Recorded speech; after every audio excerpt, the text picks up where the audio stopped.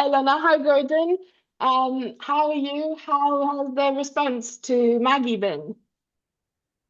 Ah, Unexpected. yes, unexpected is a good way to put it. Um, I don't know. We It's surprising. Some people have read it like 4 times now, and I'm like, it's a big book. Um, I just I don't know what to say. It's very Yeah, overwhelming. it's kind of when we went on the tour, we were really trying to do as much of book two as we could. Since we've been back, we've sort of gotten back into the groove of that. So for me, at least, it's kind of odd to like switch tracks and go back to book one. I don't even know if I remember what happens. Honestly, I can't even give good spoilers because my mind is so into book two. Like I don't even know really what happened in the first one. I can't remember. Also, we're contractually precluded. Yeah, Um, they are very yeah, they're very, I don't very want to say they're proprietary. draconian, but they're very strict with us. So Yes, they're like I got an email at one point that said, assume everything is confidential. So now I'm like, may I run this promo, please? yeah. So we're kind of our hands are tied a little bit with that, but we'll do our And best. also, that just belongs to the future books, right? Like that is where it's best that we find out, rather than in a Zoom spoiler dump. It's better that we find things out in the stories in the next books when they come. Agree to disagree. Spoilers are the best. You would say that. So are there, I know that a lot of us are, I mean, the story's fantastic, so we're just left wanting more, which is the great news. Are there any official updates at all that you can give us for book two, or do we just, We're working on it. We're That's it. working on it. that's Yeah, it?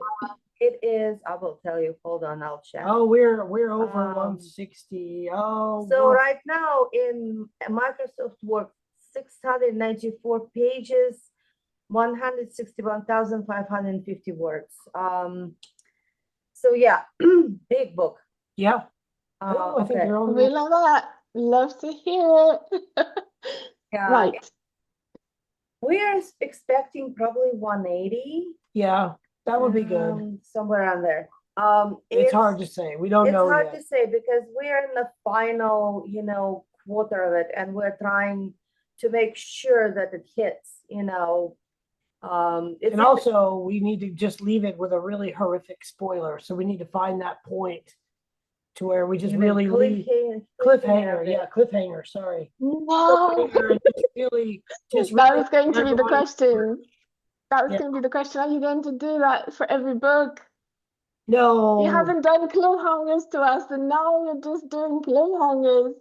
yeah, that's our You new thing. complained. You complained and complained. It was like, oh, everything ends on a cliffhanger. Ah, see, you Like, almost subscribed. oh, everything is bad. Well, there you go. I will give you a cliffhanger. God damn it. Oh, language. Well, hard love. Okay, so you're not actually being evil. The structure of the book won't just be cliffhanger, cliffhanger, cliffhanger, right? No promises. Who knows?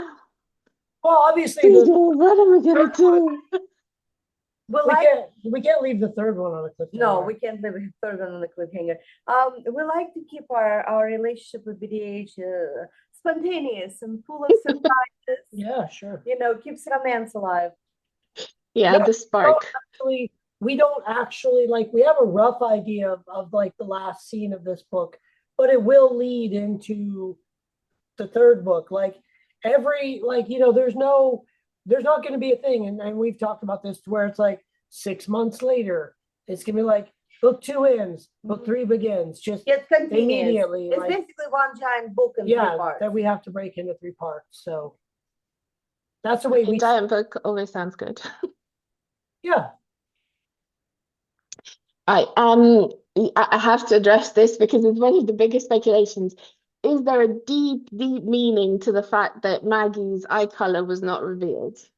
No. no, I don't. Should we read into that for?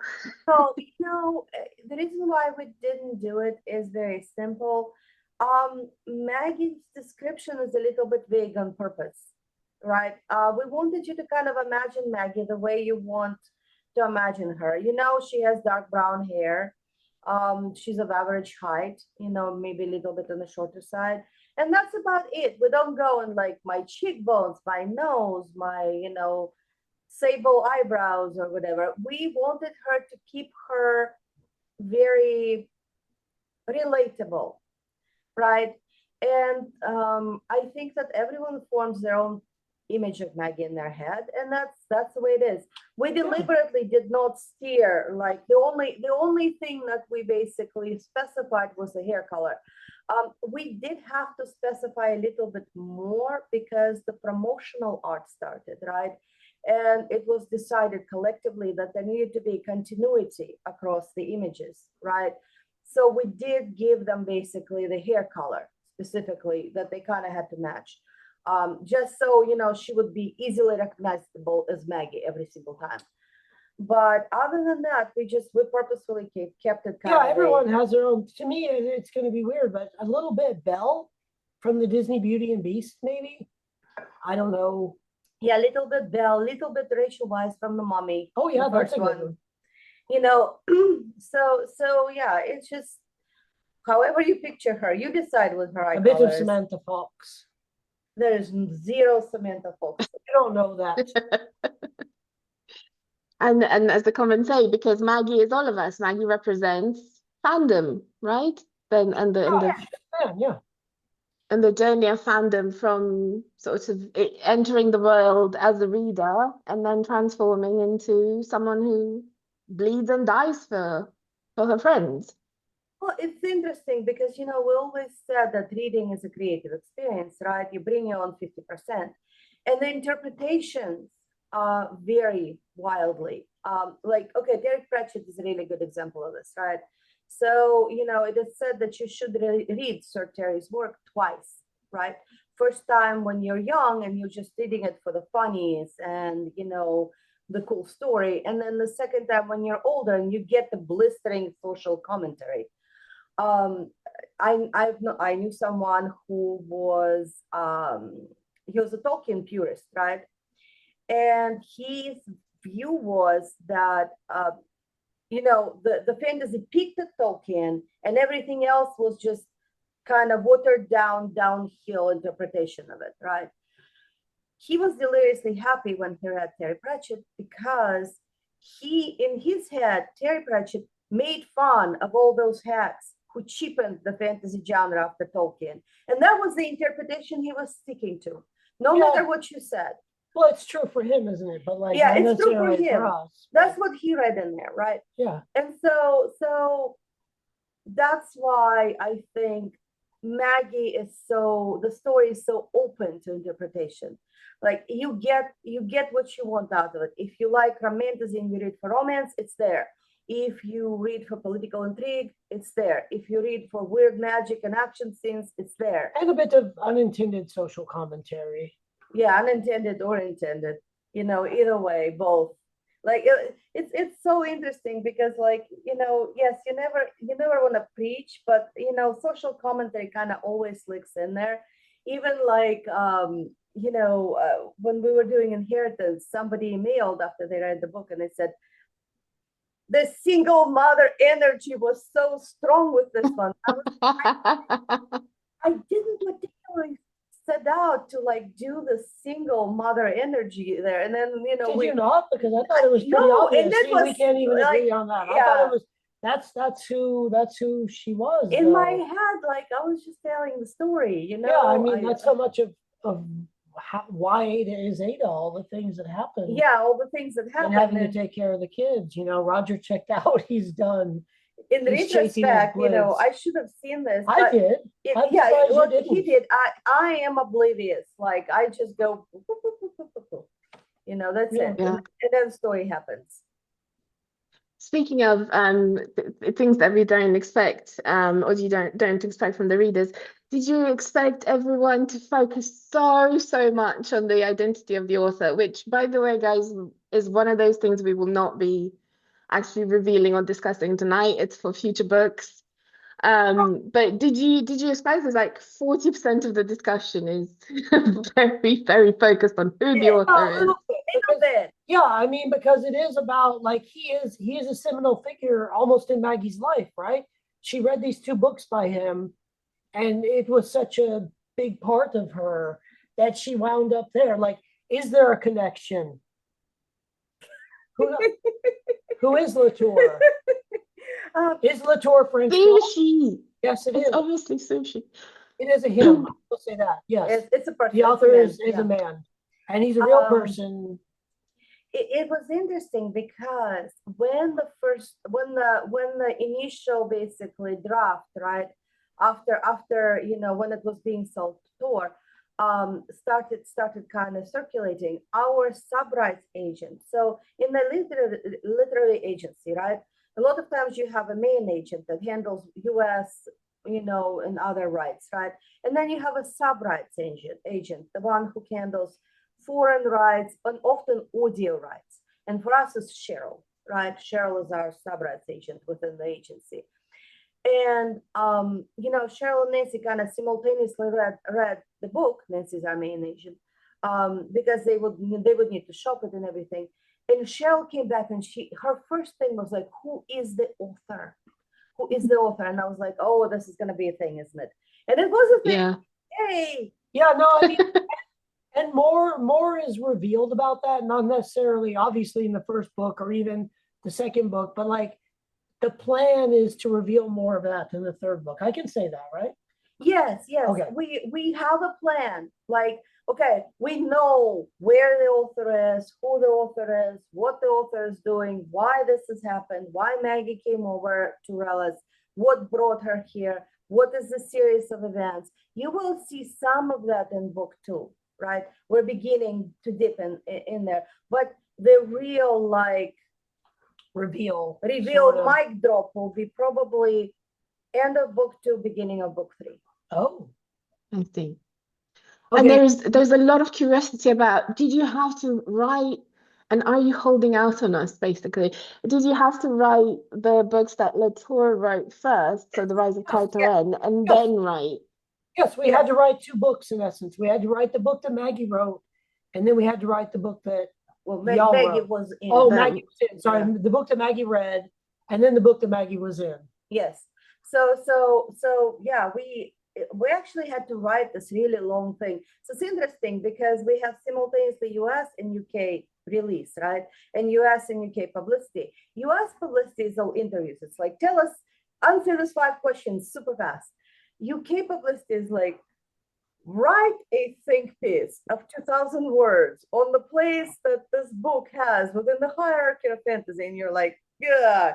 And so I just say no. I'm too old for that. I already been through school. one of those was exactly basically about asking, like, if we had to write the book. And I was trying to be funny, and I said, yes, you know what? When you create an epic fantasy, which is Maggie is an epic fantasy, the only difference really technically is that it's first person rather than multiple viewpoint. When you create an epic fantasy, you are building the world from scratch. You have to know geography, history, culture, religion. You are making all this up. It's already a massive undertaking. And we just decided, you know what, let's make it harder. Yeah, let's make it harder ourselves. Yeah. So yes, we constructed the storyline, and then we stared at it and we're like, okay, how can we derail this? So it was that's why it was so much work. It took so long because we were trying to make sure it made sense. Yeah, so you have the world according to Latour, and then you have the world that Maggie's in. And I will say, she has noticed some differences. Yes. Between the book she read and the book she's kind of in, or the world. And there's a reason for that. And there is a reason for that. And we know the reason. So, but The Rise of Carteret, the book of Latour, that is not an isekai. That is just straightforward high fantasy, knights and armor. And Maggie's book is going to stay isekai, so like first person. Are we going to have other POVs from other characters in the books? Yeah, but they're going to be kind of like but they're going to be bonuses, guys. They're going to be bonuses. The stories are always going to be from Maggie's point of view because Maggie's the reader, right? Like Maggie is all of us. So she it's all of this is how she's seeing it. Yes, we're trying to replicate the experience of reading a book in a way, but in real life, it's really weird. But like when you're reading the book, right? It's your point of view. You're reading it. Yeah. So we're not going to diverge from that. Yeah, there's not going to be like a chapter that's like Arvel's. But you Yeah. get bonus scenes with Yes. a bunch of stuff. We have Arvel's point of view in a couple of scenes. We have this long, basically, like I think it's like 15,000 word story from Solentine's point of view of like Solentine goes home. It's called The Homecoming. It's written already. It's all set. You're going to get a point of view from Everard's aunt.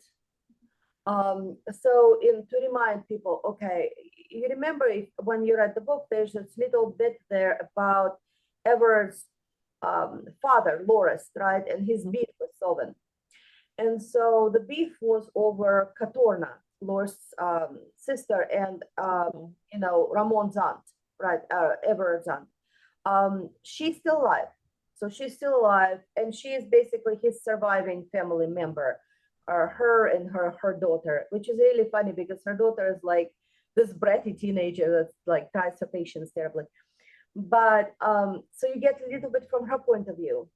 So we will flesh out this world a little bit more with bonus features. Yeah, but the main narrative is Maggie. Maybe Maggie. Yeah. Yeah. And how did you decide on her POV being so obviously she's a reader, but she is still Maggie, she's herself. How did you decide on having that versus what she addresses sort of meta at the beginning, like, oh, I should have woken up as the villainess or as the princess or something?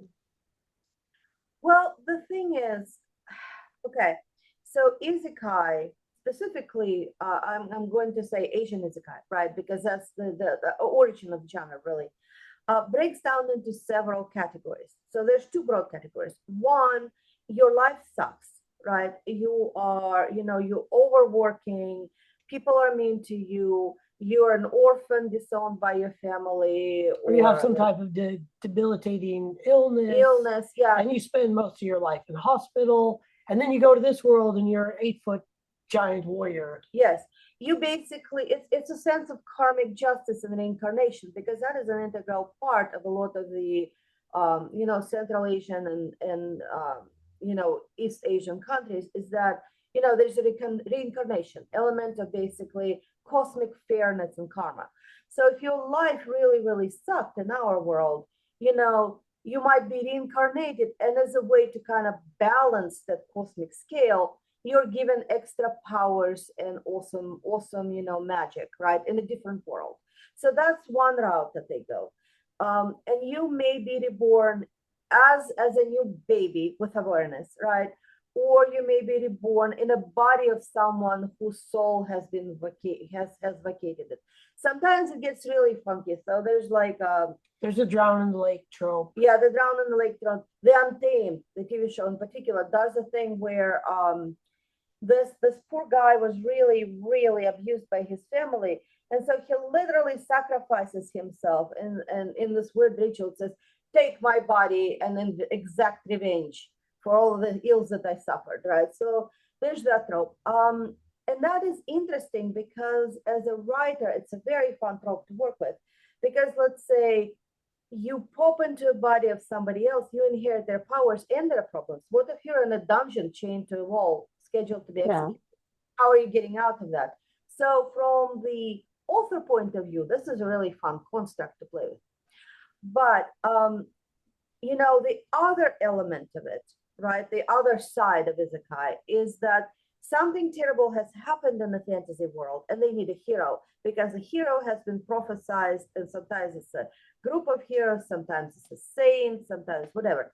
And so they basically do this big magic ritual and summon you to their world, and in the process you get magic powers. Here's the thing about that. Maggie's life didn't suck. There was no need to balance the cosmic scales. It was a perfectly fine, normal, ordinary life. She was content. She was content. Yeah, we didn't want to give her the tragic backstory. We didn't want to basically make her horribly abused, because she is readership, right? And most of us, attain a point where we're somewhat content with our life usually. So we wanted, there was no need to kill her, right? And reincarnate her. Well, I think also it's like if you're a video gamer, you start the game at level 1.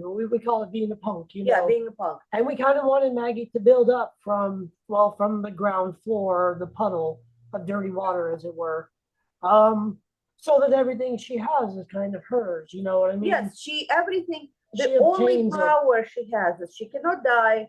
Well, she can, but she can. But she you know, it's a dead. bit of a misnomer, as Renaud puts it.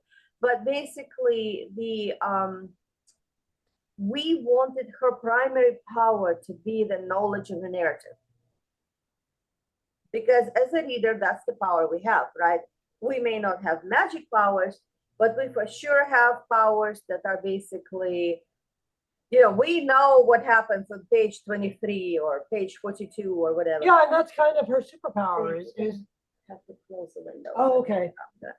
All right, so there's a cool line in Skyrim where this court wizard's like, remember, your mind is the best weapon you have. And at that point, I'm really like, no, it's my sword or my bow.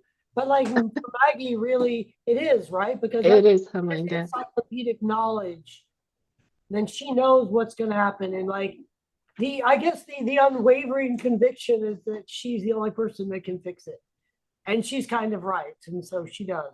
And I guess the willingness to the realization slowly dawning on her that this is not just like a weird book I woke up in, like this is a real world, and I have to do everything I can to like save it. Because she's part of it now, that's it. Yes, if you wanted to get really meta about it, right? Maggie in our world is somewhat powerless in the sense that she's just an ordinary person. You know, she can't exact huge, massive, you know, political changes or anything like that. She doesn't have incredible wealth. You know, so she's never had to. She studied political science, which is, according to her, is a study of power, what to do with it, how to obtain it, how to use it for good. But she really had no chance to even be part of the system, really, the power system. Maggie was in no position to be part of that power structure. Yes. In our world, kind of. But she does understand the basic principle of with great power comes great responsibility, right? That is still Spider-Man. It is Spider-Man, but it's still true, right? Yeah. And so when she pops into Relis, she suddenly finds herself in position of power. Although it doesn't seem like it at first glance, because obviously she's naked, getting killed and trying to survive. But she does indeed have power. The question is, do you have the courage to use that power, and how will you use it? Because Maggie could have simply enriched herself and lived a perfectly comfortable life somewhere in the forest, right? She chose not to do that. For the first time in her life, she was able to actually enact change, meaningful change, the kind of change that affected people around her. And it's interesting because in our daily lives, we all have that power. Sometimes we let people merge in front of us onto the highway, right? I was ordering vellum basically for the promotional art, and I don't know where the disconnect was, but I swear there were 50 million emails back and forth on the stupid bleed, which is like the area around the image that will be cut, right? And finally, the saint named Haley sent me a thing saying, we will fix this for you one time free of charge, because I got really tired of me trying to basically meet whatever it is. But it was some weird quarter-inch bleed that was just not happening somehow. Okay, Haley saved my bacon, right? Yeah. And it was an act of kindness. I would absolutely have paid the fee if she told me there was a fee up front. I would have paid the fee, like, Haley, fix it for me, here's money. Yeah, but like, don't we all have that ability though, through small acts of kindness? Right. This is just the same. It's the same principle. You know, yes, it's much greater in scope, but that's the driving force behind it is the same, right? It's a small act of kindness that becomes a really huge change. Right. So staying a little bit with Maggie's powers, there's a bit of focus on how she breaks the exultant call. And when she breaks this exultant call, are the effects permanent for that person? No, no, No, no. no. So okay, Silverin is freakishly powerful. Okay. He is a very, very, like, he's almost a throwback to the beginning line of Savaric, because like Ramal Savaric was probably he wasn't the first Savaric, but he was the first Savaric king. He was very, very powerful. Over the years, the line became kind of weaker and weaker and weaker in a way. Diluted, yeah. Yeah, because the nature of exultant call, in a strange way, if you're not strong enough, it will mess with your mind. You become slightly, as time goes on and your power, you use it and use it, you become more and more mentally unbalanced, right, by it.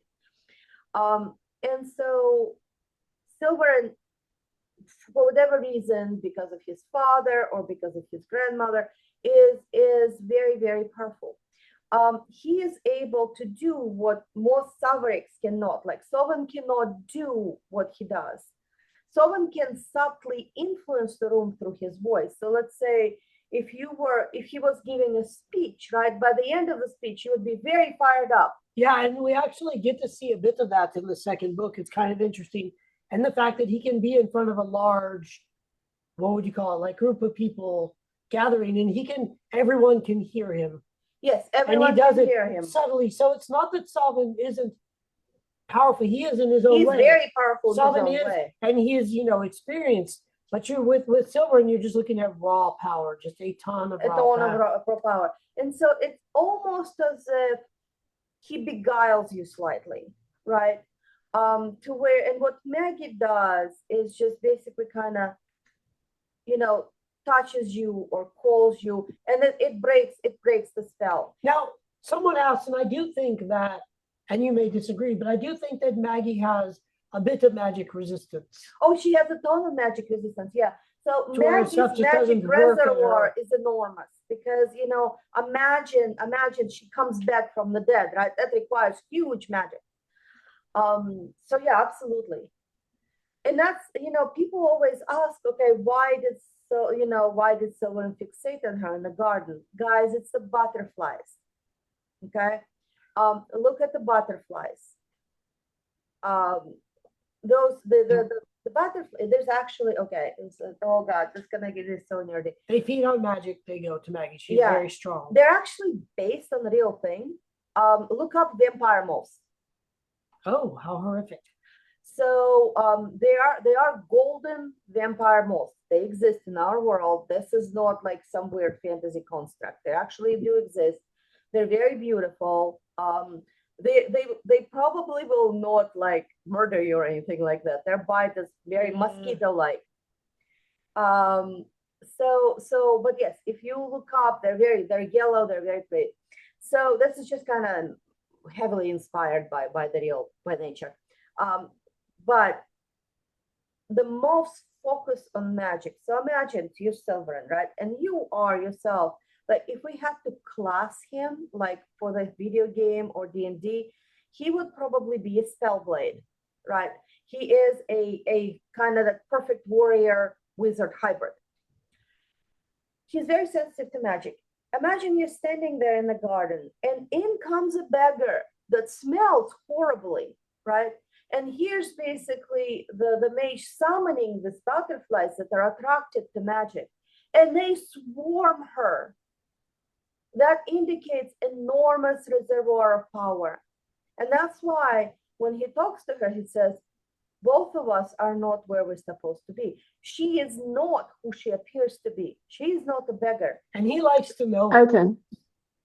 So that puts to bed that one conspiracy that Silverin is the person who chases her in the street in the dark when she runs into the garden. He's not. No, that was just some random. Okay. That's a big person that was going to harm her. Well, okay, imagine the garden, right? It has very rich clientele. People get drunk, right? People have money on them. When people leave the garden, that's ripe pickings for basically any kind of Yeah. stuff that wants to rob them, or whatever. So yes, they prowl, like the immediate area around the garden is guarded, but once you get a few You're on blocks your out, own, you're yeah. on your own. You better bring an escort. So yeah, that's why. And that kind of adds to mistaken spice of the garden, because it's a little bit dangerous to go there. It's a Yeah. little naughty, Yeah, they're it's like, a little oh, naughty, a Audrey little naughty. dangerous. Yeah. Ooh, things could happen, and A that, lot luxurious, yeah. yeah. And young people with money, that's the kind of thrill they will be chasing. So yeah, that makes sense. So before we move on from Maggie's magic, I know there was a question that you really liked. From chapter 23, when Maggie gives her warning to Everard about him being poisoned and the attack on his life, she looks at him and he has a very stunned, some say a bit over the top reaction to how she's looking at him and her eyes. Can you tell her about what he sees in her eyes? Is there So anything it's the one special about her eyes? like she leans on the chair, right? Ooh. Okay, Yeah. so here's what it is. Maggie gets caught up in her feels, right? She breaks every etiquette rule there is. She doesn't really know them that much. Well, she part of it she doesn't know that, but she's also is not really aware of what she's doing, because she's really, really anxious in that moment, and she's trying to impress upon this basically, um, cold, sleepless Duke that this is a real danger, right? Take it seriously. And so not only she basically is too close, but also she's in his space. She invades his space, which never happens. Nobody, like, okay, if you pictured Everett would be like a cat, like when two cats don't like each other, there's an invisible force field that surrounds them, right? They'll lay next to each other, but they will never touch, right? Okay, Everett is like that. He basically has an invisible force field kind of that nobody can dares to come close to, right? He is not typically touched in his normal life by anyone, right?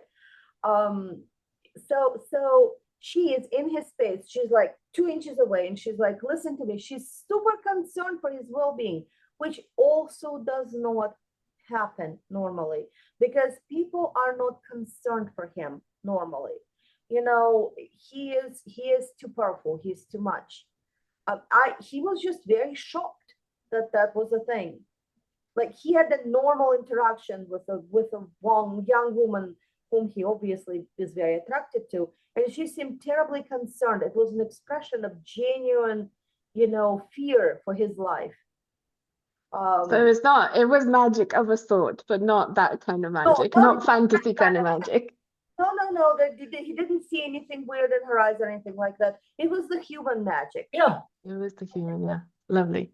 Is he aware, does Everard know that Maggie is the beggar he helped with a coin at the entrance of the gates of Carteran? No, he has No, no idea. no, he never put that together. People And asked also why didn't she recognize his voice. she recognized, yeah. Guys, she met him for 2 seconds on a dark street, and she was scared half to death. Like, do you really remember a stranger's voice? Like, let's be realistic. If somebody talks to you in a grocery store for 2 seconds, are you going to recognize the same voice unless it was very, very distinctive, right? If Nathan Lane talks to you in a grocery store, you might remember. But if it's just an ordinary person, like, would you really remember that fleeting encounter? Would you be able to identify him in the voice lineup? No, you wouldn't. So yeah, that's what that was. It's just we have to, if you're going to have magic and weird stuff, you have to be realistic in other things, right? That's true. Yeah. Does using Fate Fire require a sword, or can Everard use it irrespective of the weapon? It's like a wizard staff. It's a focus, right? For his magic. It's to go through. I mean, he could probably do it with a cane. Yeah, he can probably explode it without it. Like, if you But really he really put him has on to the have spot. the thing to direct it. Yeah. And I think it's just what he's used to, physically holding the sword and channeling it through that. I will give you a tiny bit Oh my spoiler goodness. from book 2. So in the book two, somebody makes disparaging remark about Everett's swordsmanship, right? And Maggie actually asks her uncle Izar about this. And she's like, why in the world would they think, like, he's amazing, right? Why in the world would they think? And he's like, well, because they don't know. Because most of the times, majority of the times, when you see Everett on the battlefield, he has a sword and he's basically waving it to and fro, without like any kind of regard for rules of swordsmanship, because it's not a sword at that point, it's a conduit, right? It doesn't look like swordsmanship. It just, and the sword is very strange, right? It actually has it's a long sword, but it has almost like a basket replier hilt, because they're trying to make sure he doesn't accidentally drop it. Because if he drops it, the magic kind of explodes everywhere, and his allies standing behind him or next to him may die. So he is, when he waves that sword around, it is almost like a conductor's baton that he's just wizard's wand that he's doing. Yeah, I really think of it as more of a wizard's wand in my head, that he's directing it boom, boom, boom. Boom, boom, boom. Yeah. And so people actually don't realize he is a remarkable swordsman. And he likes it that way. He does absolutely nothing to like showcase his swordsmanship. Well, and also as normally a commander on the battlefield, like he's not getting into a lot of duels. Like it's his job to kind of see everything and direct it. So, and who would dare to really duel a sleepless duke, right? Yeah. Like, okay, when his father dueled, he dueled with the king of Relis, right? And like, yes. Yeah, I mean, it would have to be somebody of an equal position. Yes. There are a lot of Arvel fans, and that is kind of what you were expecting, right? Like the one for the heroine and the one for the fandom, and we have to kind of figure out for ourselves for a little bit who's going to be the main interest, and we each have our favorite. But the one thing that survives that it comes up the most is, will Arvel get one of his own like flying creatures? Because it's so unfair that Everard has the Dresmar and Silverin has the Dorsan, but Arvel doesn't get to fly on anything big and scary like a dragon. Let's wait and see what happens. Okay. Yeah, No. Okay. Was Raidan the knight who accompanies Arvel to Maggie's the morning after the Jodurar? No. The morning after the Jodurar, Arvel comes with like two basically knights that do not appear or are not specified in the narrative.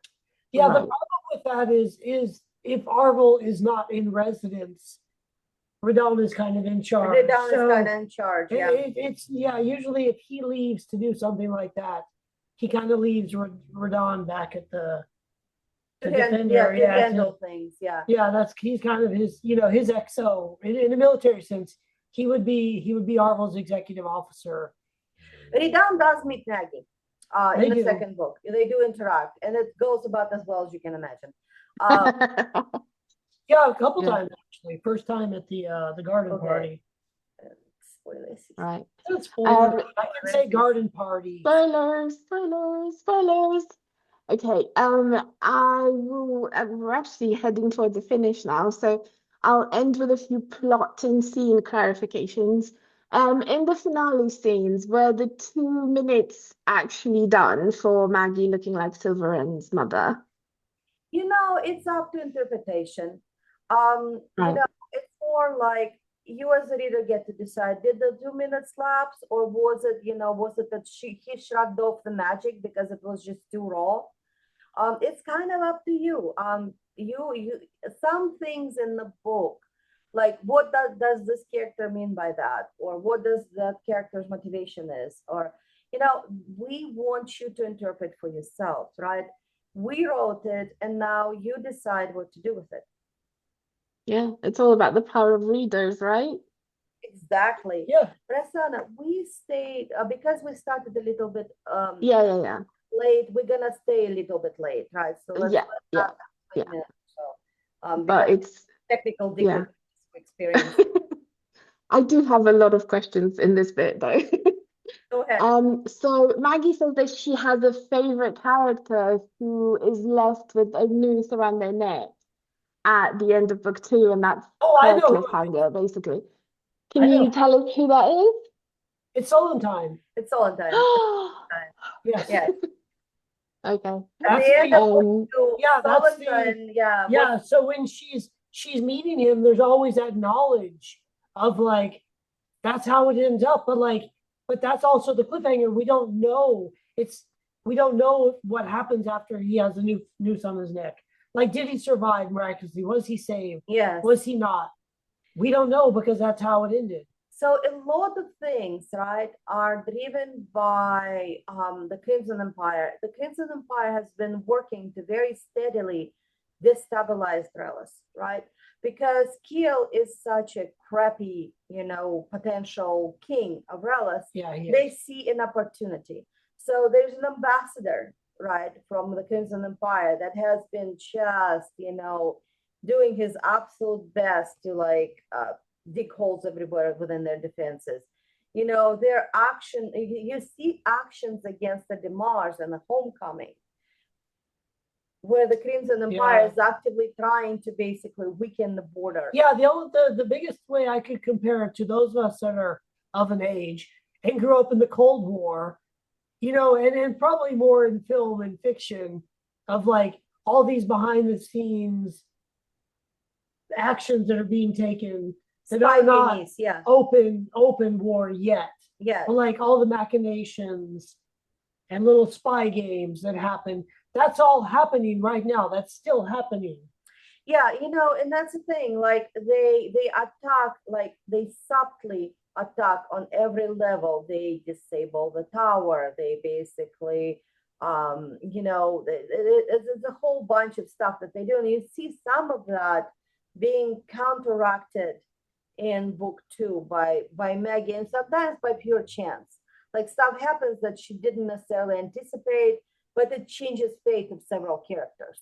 So yeah, that was one of the questions, whether sort of everything that's happening in the world has influenced the fact that Maggie's series, or at least This Kingdom Will Not Kill Me, is darker than your usual books in tone.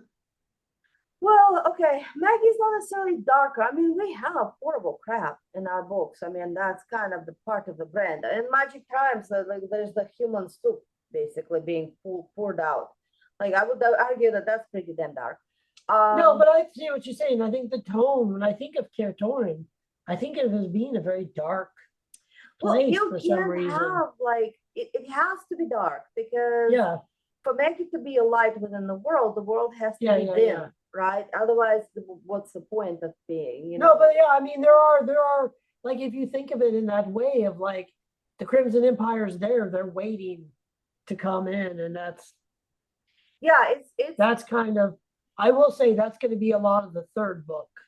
Can I say that? Yes. If you look at Maggie's life, right? So Maggie is somewhat idealistic teenager, right? Sure. And when she's a teenager, when all of us are teenagers, we are very big into that's not fair. We still have that. It's a weird age where you come across real problems in real life, right? But you still kind of cling to the childhood belief that things are fair. And it causes this enormous conflict and anger almost, because you realize slowly, little by little, as life beats you up, no, life is not always fair, right? And I think that when she was reading those books for the first time, that was her first kind of serious encounter with life is not fair. Horrible things happen to good people and they go unpunished. And it upset her to her core, right? I think there's a part in the first book where she talks about, speaking about it with her teacher, and her teacher basically asked her, hey, what if the third book never comes out and the karma never, exacts its price, right? The scales are never balanced. And Maggie very confidently said, no, this will happen. It has to happen. And it didn't. And I think that had a massive influence on her, because as much as we like to say, okay, books are just fiction, they do influence us in subtle Yeah. ways. We learn things, right? We decide for ourselves what our boundaries are. So that was something that was basically a little bit soul shaking for her. And in a way, that injustice shaped her trajectory going forward. You know, she attempted to do criminal justice, she chickened out of it, but then she went into political science. Again, all those are actions of Well, I someone. love that you're dancing around something that I know that they don't know. Oh, yes, I'm being You, so I good. know you're so I'm good. being so good. You're so good. Okay. No, don't, let's not go there. Did you always plan Reynald's story to go as it is now and like veer from the Yes, book? yes, absolutely. And is he actually dead? Because Maggie doesn't see his corpse, Yes. so he is Yes, dead. real Okay, Renault It's dead. is dead as a doornail. Yeah. Yes, it's that's the very, very conspiracy. important. Caden. Ah, sorry. Is he River Fog?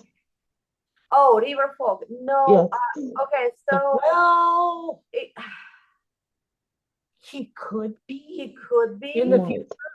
Could yes, he be in the future. in the future? Is there River Folk. Is there is a there- possibility? is there a future where Caden becomes River Fog?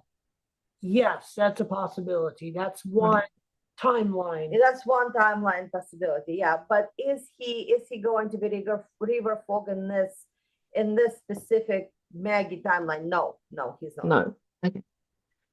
How does Mateo's fire seeing work? Is he like in the head of the person seeing it out, or does he see it as a movie, or?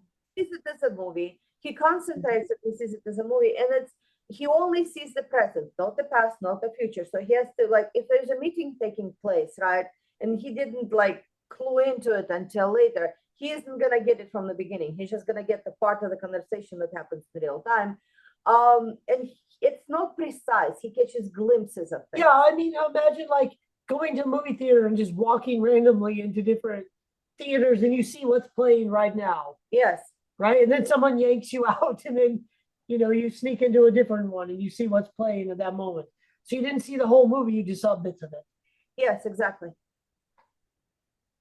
Who is the father of Galleon's daughter, and does she and her daughter survive? She and her daughter do survive. Maggie Yeah. did save them. We are not going to go into the father. He is not. Okay. It's For an purposes of narrative. unknown, Yeah, it's an Okay, so it's not a. much like Yeah. my own father. Oh my He does not God. make an appearance. So we're not launching into those conspiracies, are they? No. This is going to be way above my head. Where is Stolentin's domain in relation to his father? So the Okay. big one like- in relation to his father. So, okay, let's imagine that Velos is the United States, right? So Trihorn would be in New England area, kind of, right? Right. Yeah. The main is adjacent to the Trihorn. Okay, so he is just inside the border. The Trihorn is kind of like it's a mountain range, right?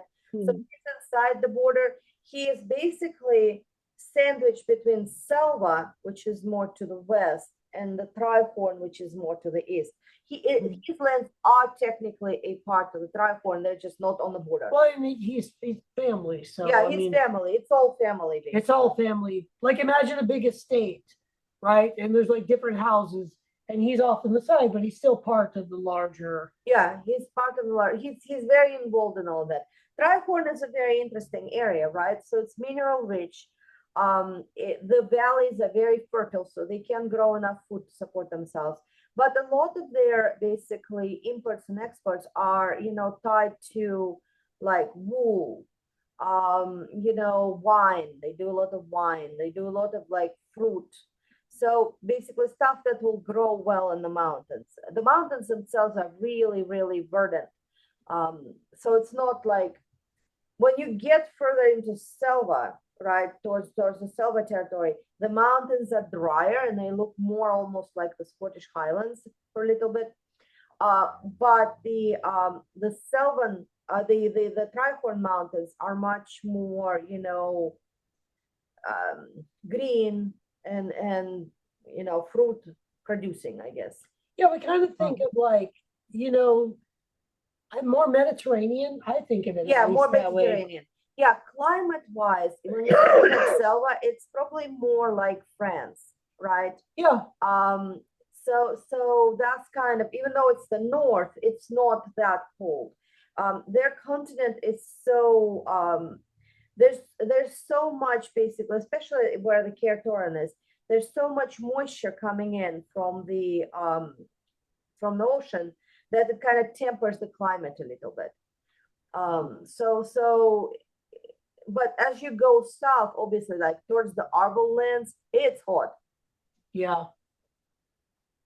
They're very focused on Everard's and Everard's magic, particularly in two instances in the book. He seems to get through sort of barriers that he shouldn't be able to get through. So, sorry, spoilers, guys. I hope you read the book by now. Anyway, how did he fit through the bathroom opening when Maggie couldn't? Okay, he never went through the bathroom opening. Okay, Right. guys, look, it's a rectangular room, right? Okay, imagine a rectangular room in front of, let's say our study, right? This is a rectangular room. So the bathroom would be directly behind me, right? Where that like Spider-Man poster is, right? There's a door next to the bathroom that Yeah, guys, leads he to a doesn't hallway. change size or anything. He doesn't change size. So what happens? He's not Caden- Ant-Man. It's described in the book. Caden goes through the basically little tunnel, right? He emerges in the hallway, right? Yeah, He runs basically to the back door, opens it, yeah, right?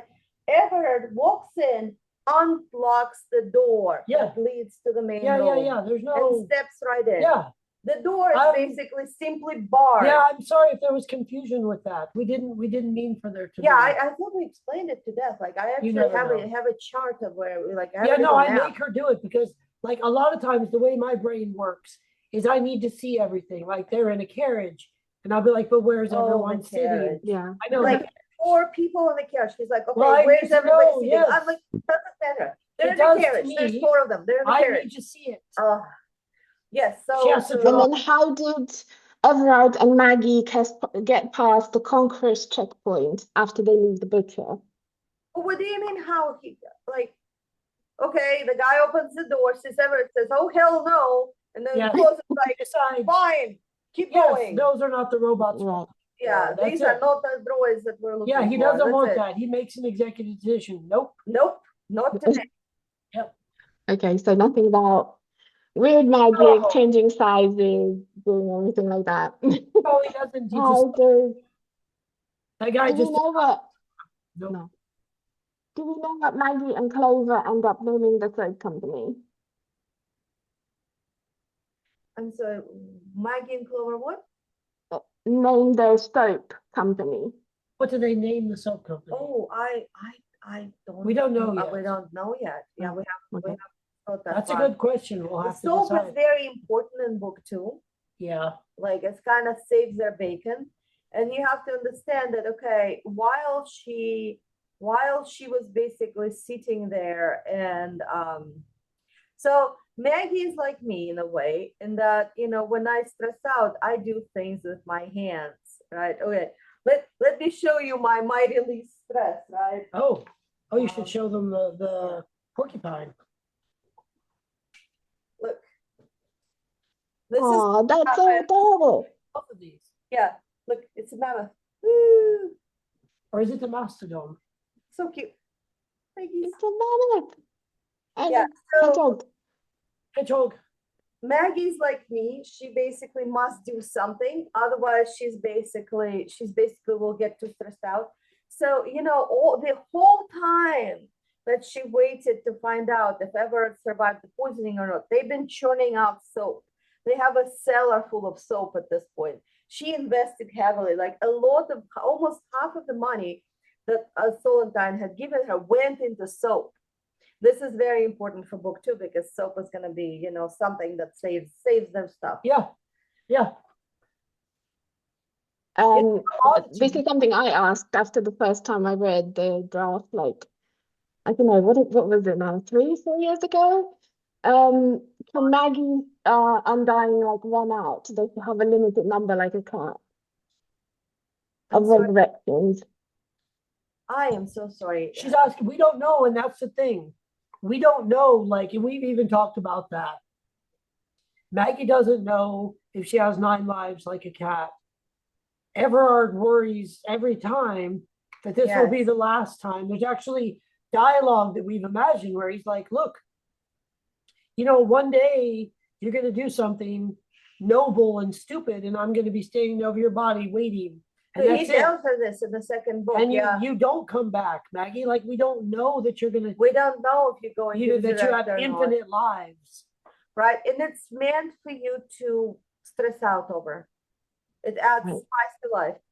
Yeah, she doesn't Yes. really know. And that, you know what it is? Because if she knew that she was truly immortal, that she could die a million times, it makes some of her sacrifices less impactful. No, she worries knowing, every single time. yeah, knowing that, like, well, this could be it. Like, or if I die in a certain way, will I be able to come back? Like, it's that uncertainty, but still doing what needs to be done, which I think makes Maggie a very brave Yes.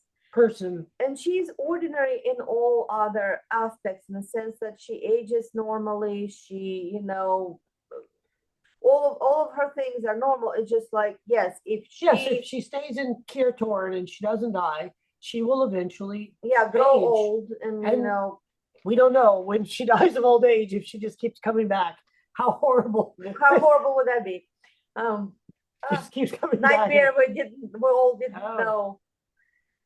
Okay, one last question, because apparently my microphone stopped working and no one can understand.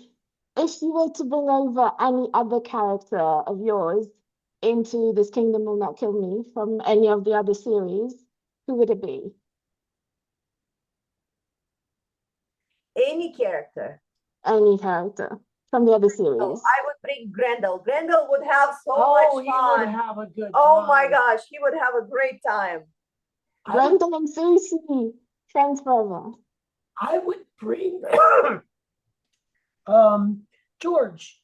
Oh yeah, George is tailor-made for that. Yeah. George would excel. He would rise in that world. He is such a, I hate to say politician. Yes, he is such he's such a gentleman, spy, adventurer. Strategist, yes. George would be somebody's like minister, and then it would be all of a sudden like, oh hey, did you hear George is now the king of whatever it is, whatever it is. Yeah. Of course he is. Yes, that is a super good plan. Yes, absolutely. It's interesting because we have to be smarter, and we have to be writing characters that are smarter than us. Yeah, they all are. And so it takes a lot of trial and error to make sure that we are clever enough to pull it off. In these books they're sticky, they're very captivating, right? It's very difficult to work anything else while you're working on Maggie. Like, it's Maggie, it eats your brain, right? But it also requires a lot of effort. Like, these are not, I don't want to cheapen the Inheritance in any way, but writing Inheritance was very straightforward. She's stuck in the breach, and Elias is trying to kind of get all the stuff situated on the other side. It was a very kind of narrow storyline in a way, which is why it made a good serial, because people have trouble when you have a large cast or branching storylines. People have trouble following because of the serial nature. The Inheritance specifically was designed as a serial from the start. And that's what makes it like we do that scene, and we think of it in terms of scenes that we're giving you guys, right? Whereas you do Maggie, and it's just like we do scenes, but like there's so much work, and the payoff is so much later. Yes, like, okay, like you guys aren't going to see book 2 for like another, even when we're done, a year, at least, like about a year, yeah. Yeah, like, well, you obviously you will see it, but like most people, I guess. Yeah, I think that it requires a lot more effort, and that's probably for a reason. Like we rewrote this one conversation, whatever, like 4 times. And that's something that we don't usually do anymore. We have kind of gotten the experience. We usually hit it on try one or try two. And this was like, try this, didn't work. Try that, didn't work. Try that over there, didn't work. It's still not quite there. Okay, so how are we, how are we? Because you're trying to be very strategic with the emotional response you want the reader to have. So it is a lot more work. Yeah, it is. It's much more of an investment in time and Yes, I will say, however, that whatever effort we put in, our publisher matched it. oh yeah. I never had that much Yeah, stuff. big shout out to Tor. Oh wow, like it was so much support. To where and we at some publicity. point said, hey, we need less publicity. See, more because we're not writing. gonna finish book 2 if we keep going. Yeah, like we really. got there's not going to be anything to publicize or promote if you don't let us finish book 2.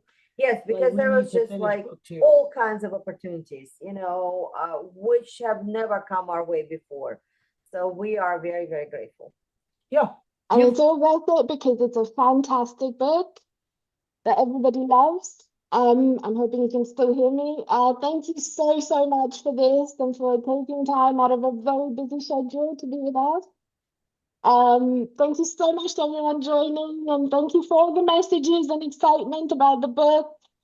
And we'll leave you to it. We'll leave you to write for us many, many, many more lovely stories to come.